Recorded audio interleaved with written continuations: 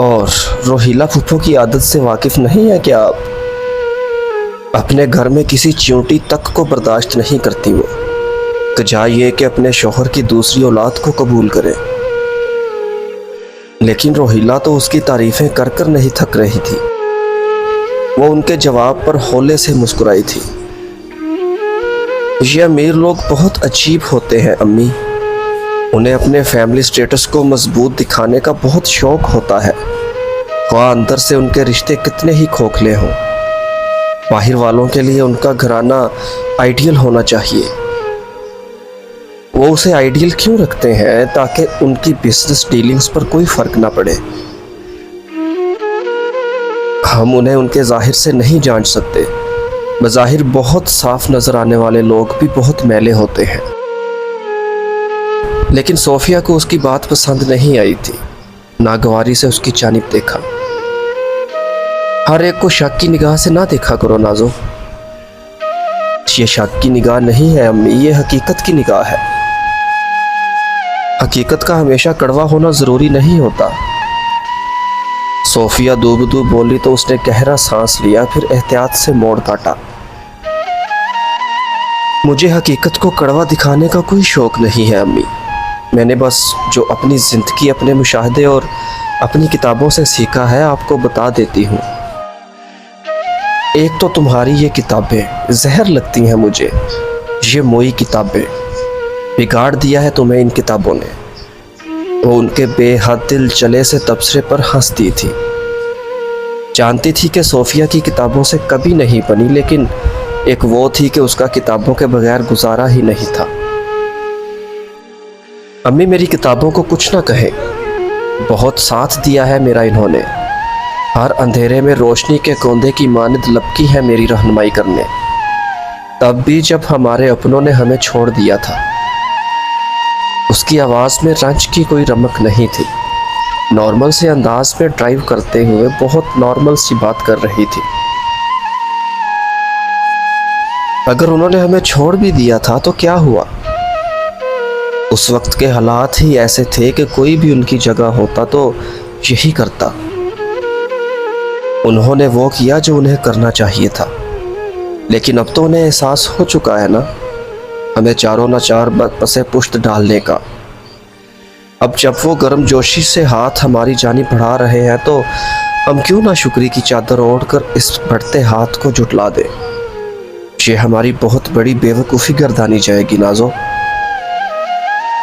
Sophia की आंखों पर रवैयों की पट्टी बंध चुकी थी और नाज़नीन चाह कर भी उस पट्टी को नहीं खोल पा रही थी। शायद ऐसा ही होता हो, जब जिंदगी ने बहुत अरसे तक आप पर हाथ तंग कर रखा हो तो एक वक्त बाद इंसान अपनी फितरत के बायस हरीस होने लगता है। वो किसी खुले लम्हे में जिंदगी से वो सब कुछ बटोर लेना चाहता हो जो जिंदगी ने उस पर पिछले कई अयाम से तंग कर रखा था। सोफिया को इल्ज़ाम देने के लिए उसके पास कोई जवाब बाकी नहीं रहा था। इस कदर हरीस होने का तो हक खैर उन्हें भी था। इस बात के जवाब में वो भी खामोश ही रही। उसने दोबारा कोई बात करके उनकी बात से इख्तिलाफ करना मुनासिब ना समझा। घर में दाखिल होते ही वो वजदान की जानिब बढ़ी ताकि उसे आज की रौदात सुना सके। ने गहरा सांस लेकर उनके पुरजोश से अंदाज को देखा और फिर अपने कमरे की जानिब चली आई। घर में दाखिल होते ही सोफिया वजदान की जानिब बढ़ी ताकि उसे आज की रौदात सुना सके। नाज़नी ने गहरा सांस लेकर उनके पुरजोश से अंदाज को देखा और फिर अपने कमरे की जानिब चली आई। आहिस्ता से दरवाज़ा खोला और सुस्त कदम अंदर की जानिब बढ़ाए। अंदर आकर वो लिबास तब्दील किए बगैर अपने बिस्तर पर दराज हो गई थी। खुले बाल लहराकर फिसलते हुए ज़मीन से आ लगे। एक आंसू टूटकर कनपटी में जज्ब हुआ, आंखें सुर्ख हो गईं, सांस घुटने लगा। मैं डर गई हूँ बाबा, कोई मुझे डरा रहा है। जर्द कमरे में रोशन लैंप की रोशनी सरसरा उठी थी। वो यूं ही छत को तकती रही। कई अयाम नज़रों के सामने से गुजर रहे थे। मुझे लगता है कोई मेरे कमरे में आता है बाबा। वो मुझसे ज़बरदस्ती करता है, मेरा गला घूंटता है। मैं मर रही हूँ, मैं मरती जा रही हूँ, मुझे बहुत डर लगता है। 10 साला नाज़नीन जावेद के सामने घुटनों के बल गिरी रो रही थी। जावेद बेबसी से उसे तक रहे थे। उसने आंखें खोल दी। बहुत से आंसू खामोशी के साथ उसके बालों में जज्ब होते जा रहे थे। घंघोर पलकों से सजी आंखें ज़ब्त की शिद्दत से गुलाब रंग दिख रही थी। तकलीफ सवार हो रही थी और गला इस कदर ज़ब्त पर दुखने लगा था। उसने महसूस किया जैसे कोई गीली शय उसके हल्क में उतरने लगी है।